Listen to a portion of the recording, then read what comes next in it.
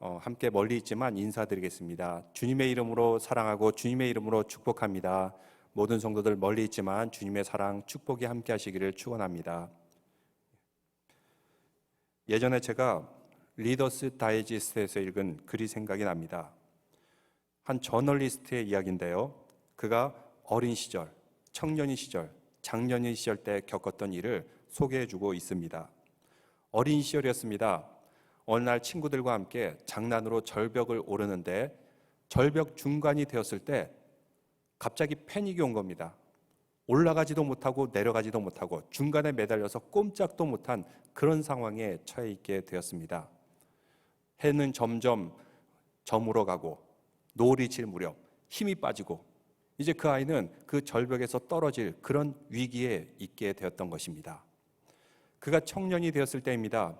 2차 대전에 참전하게 되었는데 수송 임무를 맡게 되었어요. 수송선을 몰고 비행기를 몰고 수송 임무를 맡게 되었는데 거기에는 무기가 있었고 탄약이 있었고 그러면서 유럽 전쟁이 있는 한복판에 이 무기를 전해달라라는 임무를 받게 됩니다. 근데 두려운 마음이 들었습니다. 지금 유럽은 온통 전쟁터이고 곳곳에 어디에 독일의 대공포가 숨어 있는지 알지를 못해요. 잘못하다가는 그 대공포에 맞아서 그 비행기가 폭파될 수도 있는 그런 위기입니다. 이런 위험한 임무를 나한테 맡기다니 정신이 아득해지게 되었다고 합니다. 다음으로 그가 이제 장년이 되었을 때 출판사에 취직을 하게 되었습니다. 근데 취직을 하자마자 이 신입사원에게 출판사에서 명령이 떨어집니다. 로마 그리스 신화에 대해서 한번 책을 써라. 자신은 로마 그리스 신화에 대해서 전공도 안 했는데 여기에 대해 책을 쓰라고 하니까 머리가 아득해지면서 무엇을 해야 될지 까마득해지더라는 것입니다. 다시 어린 시절로 돌아갑니다. 그때 절벽 중간에서 올라가지도 못하고 내려가지도 못하는 그런 상황에 아버지가 이 소식을 듣고 달려오게 됩니다. 아버지가 그 아이에게 말합니다. 얘야, 오른손으로는 이쪽을 잡아. 오른발로는 이쪽을 딛고 왼손은 이쪽으로 잡고 왼발은 이쪽을 디뎌. 아버지의 말대로 손 움직이고 발 움직이고 하나 둘씩 했더니 어느 순간에 그 절벽에서 무사히 땅으로 내려올 수 있었습니다. 그가 2차 대전에 참여할 때였습니다. 이제 전쟁이 벌어지는 그 한복판에 비행기를 몰고 가야 되는데 근데 지시가 내려오는데 지도를 주게 되었어요. 그 지도를 따라가라 이렇게 명령을 받게 됩니다. A 지점에서 B 지점으로 B 지점에서 C 지점으로 가면 독일의 대공포를 무사히 피할 수 있을 것이다. 그는 이 지도 따라서 먼저 A 지점에서 B 지점으로 가고자 할 때 기술을 맞춰두고 기다립니다. 그리고 B 지점으로 돌아가게 됐을 때 또 지도에 따라서 기술을 맞춰두고 고정시키고 가만히 기다립니다. 그럼 비행기는 저절로 C 지점으로 가고 그래서 이 지도대로 했더니 안전하게 무기와 탄약들을 수송할 수 있게 되었습니다. 그가 출판사에 취직할 때였습니다. 엄청난 프로젝트를 받고 고민이 있었어요. 이걸 도대체 어디서부터 시작해야 되나? 그는 젊을 때의 교훈을 다시 한번 되새기면서 단계 밟아가면서 이 문제를 해결하고자 합니다. 먼저 도서관에 가서 로마 그리스 신화를 다 모으게 됩니다. 모두 다 책을 모은 다음에 무엇을 취해야 될까? 무엇을 제외시켜야 될까? 편집 작업에 들어가게 됩니다. 그러면서 이 모든 자료들을 하나 둘씩 읽으면서 종합해가지고 썼더니 베스트셀러가 되는 로마 그리스 신화가 나왔다라는 그런 이야기입니다. 우리도 살다 보면은 문제에 부닥칠 때가 있습니다. 이 문제를 해결하려고 그러면 어디서부터 시작해야 될지 막막할 때가 있어요. 그렇지만 한 걸음 한 걸음 해결하다 보면 결국은 어느 순간에 목적지에 다다르게 될 것입니다. 요시야는 어린 나이에 왕이 되었습니다. 그가 왕이 되었을 때 나라는 온통 피폐해졌어요. 그의 할아버지 때는 아수르가 침입해서 나라를 완전히 쑥대밭으로 만들고 할아버지를 잡아갔고 또 아버지는 악한 왕이 돼가지고 2년 만에 신하들에 의해서 죽임을 당합니다. 나라는 질서도 무너지고 우상 숭배와 죄악이 판을 치고 온 국토가 피폐해진 그런 나라였습니다. 이 나라를 다시 일으켜 세우면 무엇을 해야 되나? 무엇부터 해야 되나? 아주 막막한 그런 상황이었습니다. 네, 오늘 말씀해 보니까 요시야는 어린 나이에 왕이 됐음에도 불구하고 무엇을 해야 될지 이 나라의 종교개혁을 위해서 어떤 단계를 밟아가야 될지 하나둘씩 밟아가면서 나라의 종교개혁을 이루는데 오늘 우리 신앙생활을 함에 있어서도 우리가 어떻게 더욱더 믿음이 갱신되고 믿음을 개혁해야 될까 하는 것에 대해서 좋은 메시지를 주고 있습니다. 우리가 지난 시간에 므낫세 왕에 대해서 읽었습니다. 여러분, 므낫세, 그 이름 뜻이 무엇이라고 했죠? 기억하고 계십니까? 예, 지금 맞추신 분들이 많이 계신 것 같아요. 예, 므낫세는 잊어버리다라는 그런 뜻이에요. 잊어버리다. 여러분 다 잊어버리셨죠? 정확하게 답을 맞추셨습니다. 므낫세는 잊어버리다. 그 처음 이름이 요셉의 아들 므낫세 때부터 등장하게 되는데, 요셉이 그의 모든 고통과 아픔과 미움 다 잊어버리고 회복되었기 때문에 므낫세다 하고 그 아들 이름을 짓게 되었습니다. 근데 이 므낫세는 히스기야 왕이 15년 생명 연장하는 중에 태어난 그런 아들입니다. 히스기야는 선한 왕입니다. 근데 아들은 악한 왕이 되었어요. 믿음을 떠난 왕이 되었어요. 왜 이렇게 되었을까? 우리는 생각하기로는 부모님이 선하고 믿음이 좋으면 자식들은 자연스럽게 믿음이 좋을 것 같다라고 하지만, 물론 자연스럽게 믿음이 좋을 수도 있지만 믿음을 지켜가기 위해서는 그냥 가만히 있는다고 믿음을 지켜갈 수가 없어요. 믿음은 우리가 끊임없이 의지로서 또 훈련하면서 하나님을 바라보면서 그래야지만 우리 믿음을 지켜갈 수가 있는 것입니다. 단 한순간만 방심해도 인간은 죄인이기 때문에 우상숭배와 죄악으로 쉽게 빠져듭니다. 그래서 믿음을 지켜가기 위해서는 부모로부터 자식으로부터 손자 손녀에 이르기까지 최소한 3대는 걸린다 그러지 않습니까? 그래도 계속해서 믿음을 지키기 위해서는 끊임없는 노력이 필요한 것입니다. 히스기야는 선한 왕임에도 불구하고 그 아들은 악한 왕이 되어서 죄와 우상숭배, 결국은 이 아수르의 패망하에서 포로로 끌려가는 그런 일도 벌어지게 되었습니다. 왜 이런 일이 벌어졌습니까? 왜냐하면 남유다는 전반적인 추세가 우상숭배와 죄악으로 흘러가고 있었기 때문입니다. 나라가 멸망을 향해서 가고 있었습니다. 하나님이 진노의 채찍을 부르는 방향으로 전체가 다 흘러가고 있었습니다. 이런 상황이었기 때문에 히스기야나 요아스나 이렇게 한두 사람이 선한 왕이 태어난다고 해도 이 거대한 흐름을 거스를 수가 없었어요. 전체의 흐름이 죄와 멸망으로 향하고 있었던 것입니다. 절대 다수가 우상숭배와 죄악으로 흘러가는 이때, 이들은 심지어는 성경 말씀도 잃어버렸어요. 성경이 어디 갔는지 찾지도 못하는 이런 상황이었습니다. 므낫세는 결국 포로로 끌려갔다가 그래도 그 가운데 회개하였어요. 다시 돌아와서 마지막 생애 5년 동안은 선한 왕이 되어서 하나님을 섬기다가 세상을 떠나게 되었습니다. 그런데 그의 아들 아몬은 태어나면서부터 대부분의 그의 아버지가 악한 것을 행하는 것을 보게 되었어요. 우상숭배하고 죄를 저지르려고 악한 것. 그래서 그 아들이 악한 왕이 됩니다. 얼마나 악했던지 신하들이 2년 만에 그 왕을 죽이게 됩니다. 아마 쿠데타를 도모했던 것 같습니다. 근데 백성들이 이것을 가만 보고 있지 않았습니다. 아니, 우리 아무리 그래도 그렇지 하나님이 약속 있는 저 왕의 가문을 아몬을 죽여 하면서 백성들이 그 신하들을 죽여서 그 왕위를 다시 그의 아들에게 물려주게 됩니다. 그 아들이 바로 요시야 왕, 오늘 우리가 성경에 읽은 왕입니다. 그래서 34장 1절에 보니까 요시야가 왕위에 오를 때 나이가 8세라, 어린 나이에 왕이 되었어요.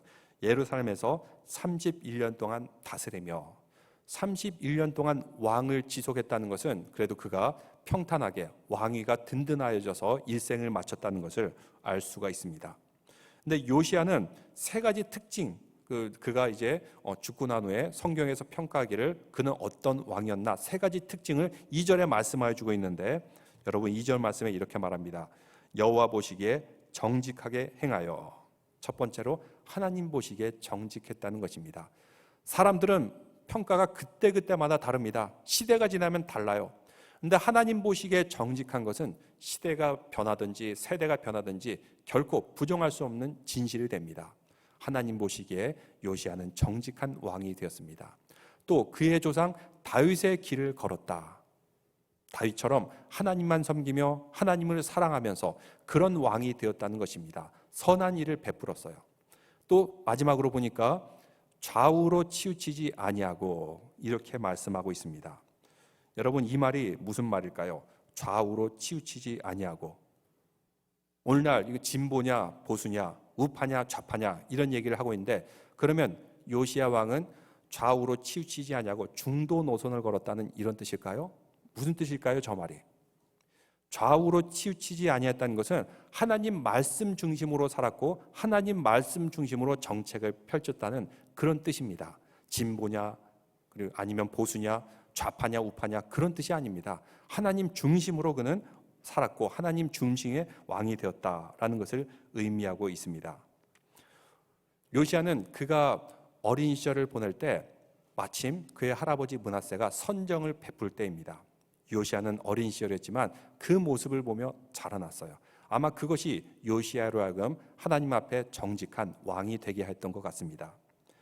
회복 탄력성이라는 그런 책이 있습니다. 거기에 이런 사례를 보여주고 있는데 1954년 일련의 심리학자들이 죄와 절망으로 가득 찬 한 마을, 한 지역 사람들을 연구했어요. 이 지역에 사는 사람들은 대대로 가난에 시달렸고 대다수가 범죄자이고 알코올 중독, 약물 중독 이런 사람들이 사는 빈민가입니다. 과연 여기서 태어나는 아이들에게 무슨 소망이 있겠나?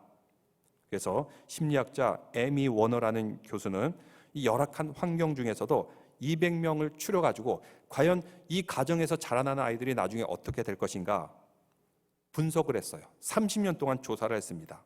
이 아이들을 고위험군의 아이들이라고 분류를 하고 조사를 했는데 나중에 그 아이들이 30살 정도 청년이 되었을 때 보니까 그 중에 3분의 1은 72명은 아주 밝고 건강하고 건강한 가정을 이루고 그리고 문제없이 성장했다는 것입니다.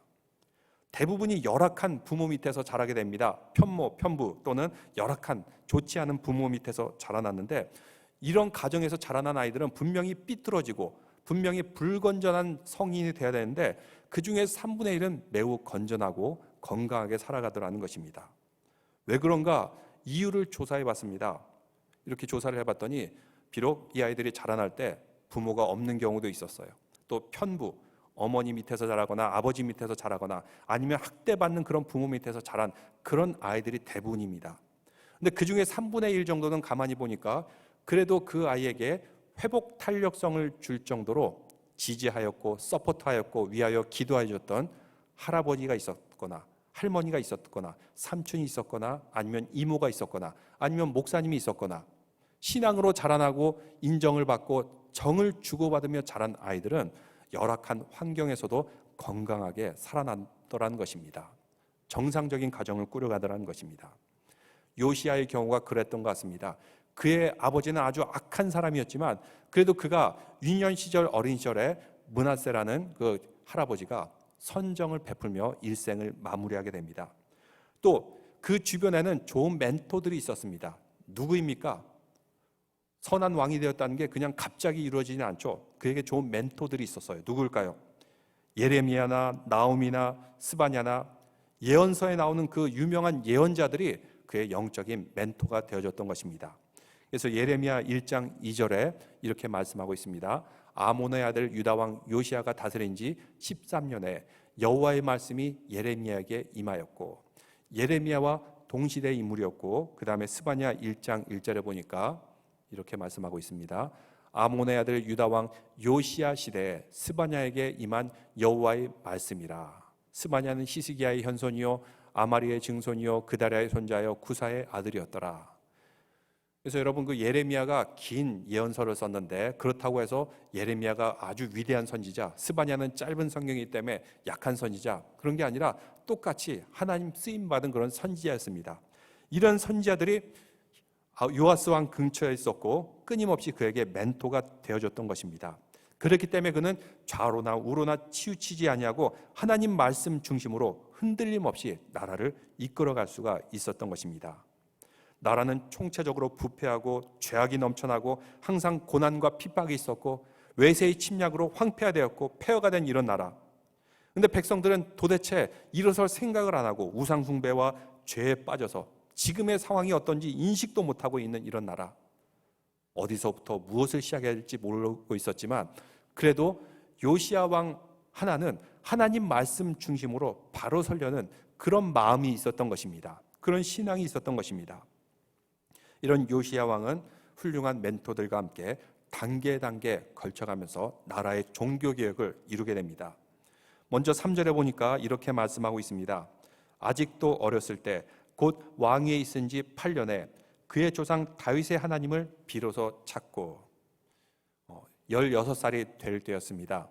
드디어 그가 이제 하나님을 찾기 시작했다, 이렇게 말씀하고 있습니다. 이 말은 하나님에 대해서 눈이 떠진 것입니다. 영성을 발견한 것입니다. 그래서 다윗의 하나님을 비로소 찾았다. 우리는 어떻습니까? 우리도 성화의 과정을 걸어가는 신앙인인데 때로는 넘어질 때가 있고 주저앉을 때가 있어요. 그럼에도 불구하고 우리가 다시 일어설 수 있는 이유는 하나님을 찾을 때, 예수 그리스도의 십자가를 찾을 때 우리는 다시 일어서서 바르게 주님을 향해서 나아갈 수가 있는 것입니다. 좌로나 우로나 치우치지 않을 수가 있는 것, 하나님을 찾을 때 가능한 것입니다. 하나님을 찾게 되면 어떻게 될까요? 죄가 싫어집니다. 예전에는 죄가 무엇인지 선이 무엇인지 그냥 두리뭉실하게 살았는데 하나님을 찾는 사람은 이제 죄가 무엇인지 보이기 시작해요. 선이 무엇인지 알게 됩니다. 굳이 성경 말씀 외우지 않더라도 인간은 그 안에 영성이 있기 때문에 무엇이 하나님이 원하는 건지, 무엇이 하나님이 싫어하는 건지 다 알지 않습니까? 양심의 소리를 듣고 믿음의 소리를 듣게 되면은 우리는 하나님 말씀대로 살 수가 있어요. 우상이 무엇인지 알게 됩니다. 죄가 무엇인지 알게 됩니다. 죄로부터 떠나고자 합니다. 요시야 왕은 1단계로 하나님을 찾자, 그 다음에 죄가 보이기 시작했습니다. 이 나라, 이 황폐해진 나라의 죄가 무엇입니까? 우상 숭배를 하면서 저질렀던 그런 죄, 이것이 보이기 시작했던 것입니다.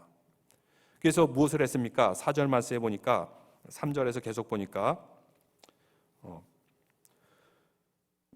비로소 하나님을 찾고 제20년에 유다와 예루살렘에서 비로소 정결하게 하여 그 산당들과 아세라 목상들과 아로 생긴 우상들과 부어 만든 우상들을 제거하여 버리매. 하나님을 찾자마자 드디어 그는 우상들을 제거하여 버립니다. 그 제거하여 버릴 때의 모습이 나오는데 4절에 보니까 무리가 왕 앞에서 바알의 제단들을 헐었으며, 왕이 하니까 이제 백성들도 따라하기 시작하는 그런 백성들이 있었습니다. 그 무리들이 바알의 제단들을 헐었다. 근데 왕은 백성들에게 맡겨만 두지 않았어요. 왕이 직접 움직입니다. 가장 핵심적인 그 우상은 왕이 직접 제거합니다. 4절에 계속해서 보면 왕이 또 그 제단 위에 높이 달린 태양상들을 찍고 또 아세라 목상들과 아로 새긴 우상들과 부어 만든 우상들을 가루를 만들어 제사전 자들의 무덤에 뿌리고, 백성들한테, 신하들한테 시키는 것뿐만 아니라 왕이 직접 우상을 부수고 이걸 빻았다. 열심히 이렇게 가루로 만들듯이 계속 부셨겠죠. 이 가루를 가지고 예전에 우상을 숭배하던 그 제사장들의 무덤에 뿌렸다, 이렇게 말씀하고 있습니다. 이렇게 뿌리는 장면이 어디에 또 나오죠? 출애굽기에 나옵니다. 출애굽기 32장 20절에 보니까 모세가 열심히 십계명을 받아오니까 백성들은 우상 숭배를 하는 것입니다. 금으로 소를 만들었어요. 이 모습에 화가 난 모세, 이 금송아지들을 다 가루로 빻아서 백성들에게, 야, 너희들 그렇게 우상이 좋냐? 이거나 먹어라 하면서 그 가루를 다 백성들에게 먹여버리죠. 바로 이 모습, 철저하게 우상을 부쉈던 것입니다. 다시는 존재하지 않도록. 이렇게 요시야는 하나님을 뜨겁게 사랑하는 마음으로 자기가 직접 우상을 부수기도 하는데, 또 5절에 보니까 제사장들의 뼈를 제단 위에 불살라 유다와 예루살렘을 정결하게 하였으며, 죽은 제사장들, 이 사람들 시신들을 다 꺼내가지고 또 이 사람들의 뼈도 불살랐다, 뼈도 다시 부쉈다, 이렇게 얘기하고 있습니다. 좀 끔찍하지 않아요? 이미 죽은 사람들인데, 과거의 일인데 왜 다시 죽은 사람을 무덤에서 파가지고 이렇게 뼈를 불살랐을까요? 조선시대 부관참시라고 여러분 아십니까? 왕이 갑자기 자기 마음에 들지 않으면 죽은 신하라 할지라도 그 죽은 신하를 무덤에서 꺼내가지고 그냥 다시 그 시신을 회성하는 그런 끔찍한 일, 요시야 왕이 이런 일을 행한 것일까요? 왜 이렇게까지 했을까? 주석엔 나오지 않은데 저는 이렇게 묵상하게 되었습니다.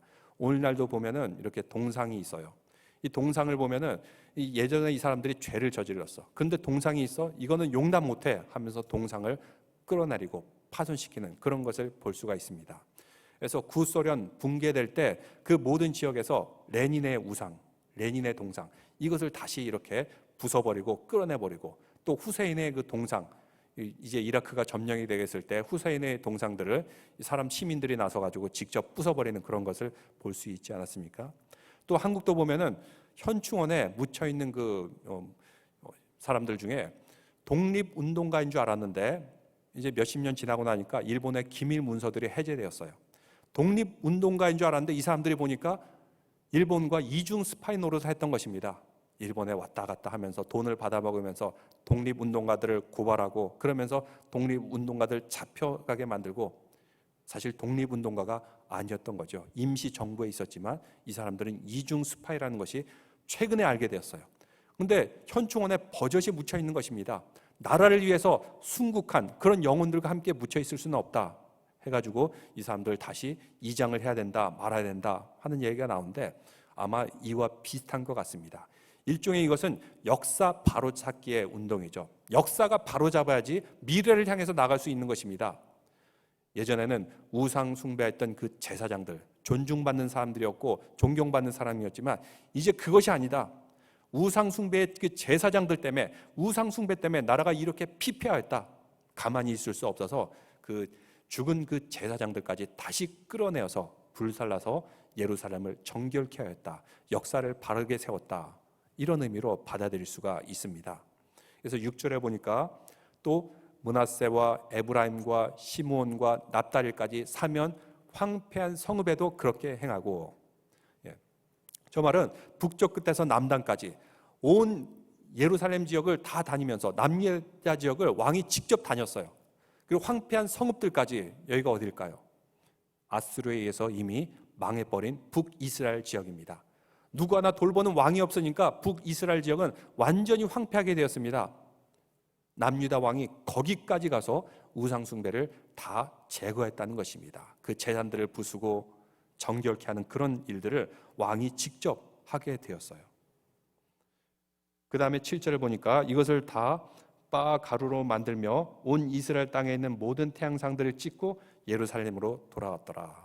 왕이 전국 방방 곳곳을 친히 다니면서 이 우상 숭배들을 다 제거하고 이제 드디어 돌아오게 되었습니다.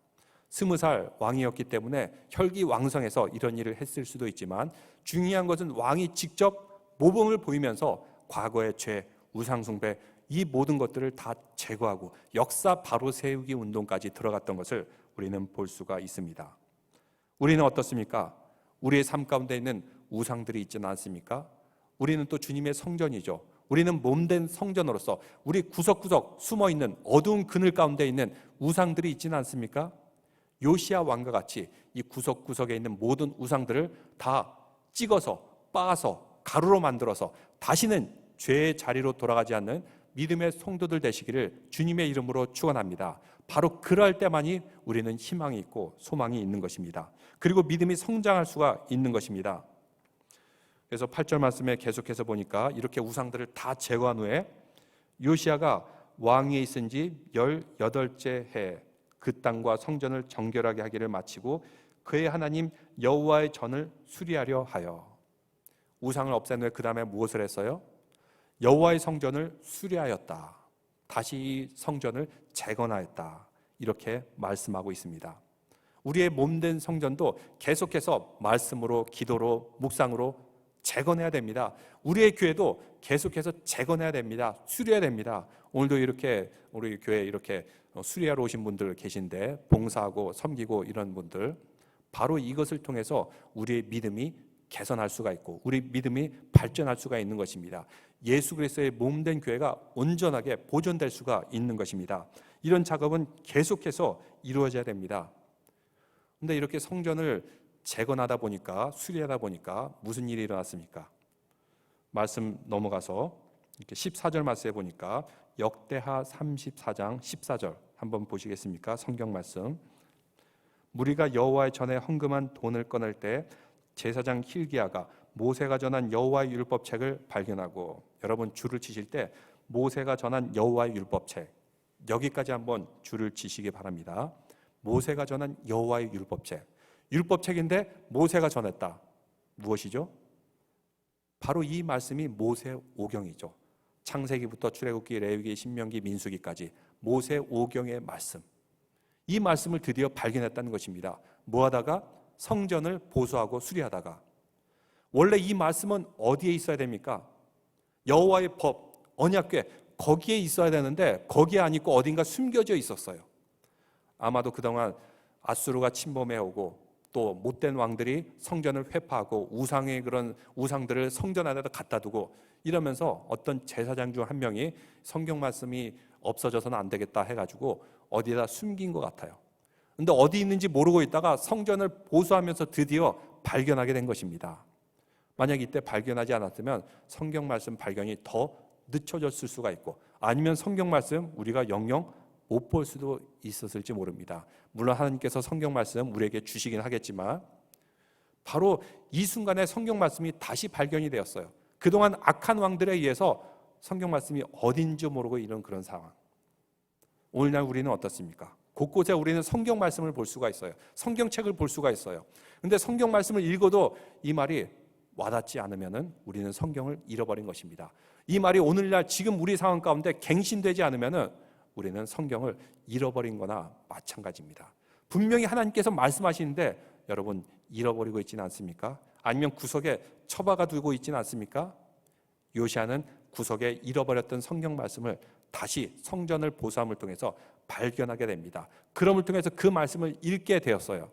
이 말씀을 쭉 읽어가고 요시야가 어떤 반응을 보이죠? 19절에 이렇게 말씀하고 있습니다. 34장 19절입니다. 왕이 율법의 말씀을 듣자 곧 자기 옷을 찢더라. 성경 말씀을 읽고 기뻐하거나 이렇게 마음이 평안해진 것이 아니라 자기 옷을 찢었더라. 여러분, 옷을 찢는다는 것이 무슨 표현입니까? 히스기야 왕이 언제 옷을 찢었죠? 아스루 왕으로부터 협박의 문서를 받게 되었을 때, 이 나라가 큰일 났다, 위기다 싶었을 때 회개하기 위해서 옷을 찢은 것입니다. 요시야가 하나님의 말씀을 읽는데 무릎을 꿇고 옷을 찢으며 회개하는 그런 말씀을 발견했다는 것입니다. 이 말씀이 무슨 말씀일까요? 그래서 신학자들은 신명기의 말씀이다 이렇게 추측을 합니다. 신명기에 이런 말씀이 있죠. 너희가 삼가 여호와의 말씀을 지키고 듣고 그러면 너희가 들어와도 복을 받고 나와도 복을 받고 너희 땅이 풍요로우리라. 근데 너희가 하나님의 말씀을 지키지 아니하면 들어와도 저주받고 나가도 저주받고 땅이 황폐화되고, 우리가 아까 성경에서 봤듯이 온 나라가 황폐화되었죠. 그리고 너희들이 결국은 끌려갈 것이다. 저 멀리 타국으로 잡혀갈 것이다. 이렇게 신명기에서 분명히 경고를 했던 것입니다. 말씀을 들으니까 그 말씀대로 이루어졌어요. 이미 바로 북쪽에 있는 북이스라엘은 다 끌려가가지고 나라가 공중분해됐고 땅은 황폐화되었고, 지금 이 남유다에도 곧 하나님의 심판과 멸망이 가까이 왔다는 것을 이 말씀을 알고 직감했던 것입니다. 그래서 그는 두려움과 회개하는 마음으로 자기 옷을 찢고 회개하고, 그리고 이 말씀을 더 잘 알고 싶었습니다. 그래서 사람들을 시켜서 이 말씀을 자세히 알게 해줄 사람이 누군가 찾고 찾았는데, 그 사람이 누구입니까? 22절 말씀에 이렇게 말씀하고 있습니다. 이에 hil기야와 왕이 보낸 사람들이 여선지자 훌다에게로 나아가니, 하나님을 읽고 해석해 줄 사람들 찾기가 드물었어요. 다행히도 여자 선지자인 훌다라는 사람이 있었다는 것입니다. 여러분, 그 예수님 때만 해도 여성은 정말 사람 취급받지 않던 그런 때이고, 여성이 말하는 것은 법정에 증언도 되지 않아요. 근데 벌써 그 훨씬 몇백 년 전에 훌다라는 여성 선지자가 있었어요. 이 여성 선지자가 하나님의 말씀을 읽고 해석해 줄 능력이 있었던 것입니다. 여성 선지자라도 말씀을 사모하는 마음으로 차별하지 않고 그 여성 선지자에게 조언을 구합니다. 이 말씀이 무슨 뜻입니까? 그래서 훌다가 그 말씀을 계속해서 해석해 주고 있습니다. 그 일부분이 계속해서 20절에서 25절까지 말씀하고 있는데, 여러분 그래도 먼저 21절 말씀 보겠습니다. 21절에 이렇게 말씀합니다. 너희는 가서 나와 및 이스라엘과 유다의 남은 자들을 위하여 이 발견한 책의 말씀에 대해 여호와께 물으라. 우리 조상들이 여호와의 말씀을 지키지 아니하고 이 책에 기록된 모든 것을 준행하지 아니하였으므로 여호와께서 우리에게 쏟으신 진노가 크도다 하시니. 이미 요시야는 어느 정도 감을 잡았습니다. 이 나라가 왜 이렇게 황폐해졌나? 왜 이렇게 못 살고 어려운가? 왜 그렇죠? 하나님 말씀을 지키지 않았기 때문에, 그래서 하나님이 진노가 임했기 때문에, 그리고 가만 보니까 그보다 더 심한 일이 일어날 것 같아요. 이대로 가다간 이 나라 분명히 망할 것이다. 알았던 거죠. 그래서 훌다에게 조언을 구합니다. 훌다도 똑같이 말합니다. 이제 이 나라는 심판이 임하였도다.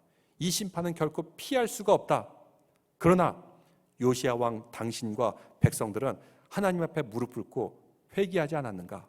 그래서 요시야 왕 당신이 사는 날 동안은 그 심판이 임하지 않게 할 것이다. 그 심판을 안 봐도 될 것이다. 평안히 무덤에 들어갈 것이다. 그렇지만 그 이후에는 나라가 멸망을 할 것이다. 이렇게 훌다가 예언을 하게 됩니다. 하나님이 말씀에 근거해서 예언합니다. 여러분, 예언이 무엇인가요?